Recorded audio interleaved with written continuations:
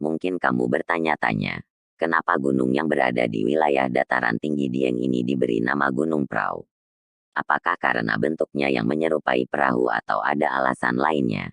Menurut banyak cerita yang beredar, gunung ini dinamakan Gunung Prau karena jika dilihat dari atas maka bentuknya memang mirip dengan perahu.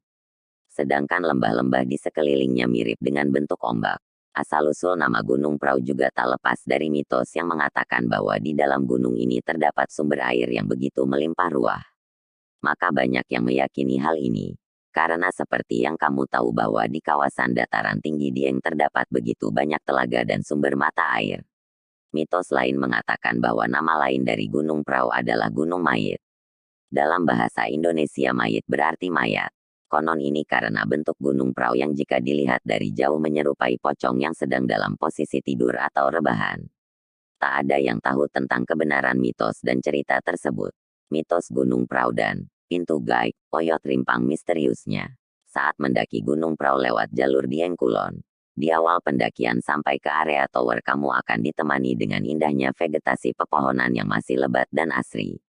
Setelah melewati tower kamu hanya akan menemukan beberapa tanaman tinggi dan lainnya merupakan vegetasi rumput dan bunga daisy.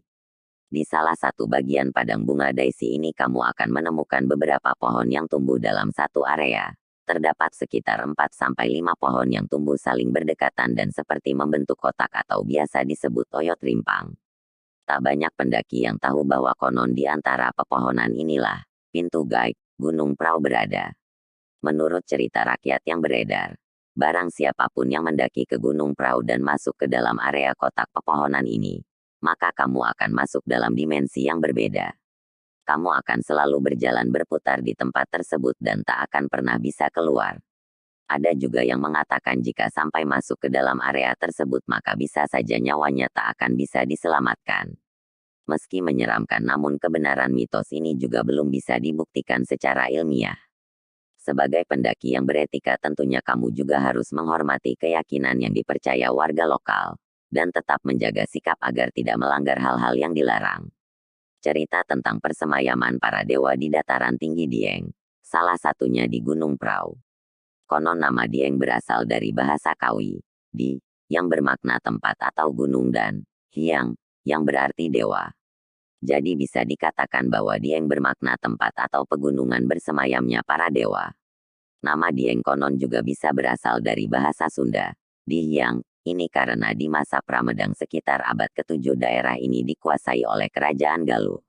Berdasarkan cerita dari warga lokal, misteri Gunung Prau sampai saat ini para dewa dan juga penunggu Dieng juga masih bersemayam di pegunungan-pegunungan yang mengelilinginya termasuk Gunung Prau.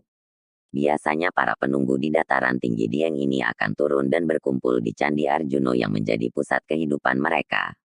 Hal ini akan terjadi ketika ada ritual pemanggilan. Salah satunya adalah saat ritual potong rambut gimbal. Sebuah tempat pastinya tak lepas dari sejarah masa silam. Entah benar atau tidak. Yang jelas cerita-cerita ini diyakini dan dipercaya kebenarannya oleh sebagian orang. Kamu yang merasa tak percaya dengan mitos-mitos ini pun tak masalah. Sebab mitos, legenda dan segala cerita rakyat yang tersebar adalah bagian dari kekayaan budaya masa silam yang memang harus dihargai keberadaannya. Demikianlah misteri Gunung Prau. Untuk mendapatkan info menarik lainnya, simak update video terbaru dari channel Gustian R. Pramudika. Jangan lupa subscribe, like, share, and comment. Terima kasih. Salam sehat selalu bosku.